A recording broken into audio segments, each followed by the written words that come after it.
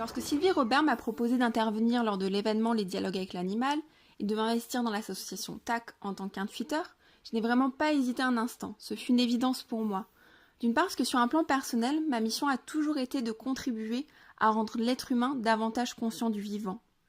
Aujourd'hui, dans mon travail de communicatrice animalière, ce qui a du sens pour moi, c'est d'amener le gardien de l'animal à considérer son animal dans son entièreté, c'est-à-dire comme étant un être sensible, ayant des besoins, des envies et des émotions qui lui sont propres, et comme étant un individu porteur de messages.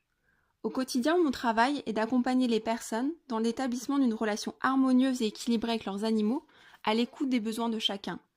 Donc participer au dialogue avec l'animal, cela me permet de faire un pas de plus vers ce qui m'anime. D'autre part, sur un plan collectif, il me paraît primordial de diffuser cet outil qui est la communication interespèces. C'est une capacité accessible à tous. Elle permet de remettre l'animal au centre de son histoire. Elle donne une voix aux animaux qui sont enfin écoutés et entendus. Nous passons alors d'un système hiérarchique, qui est le système actuel, à un système coopératif et respectueux de toute vie.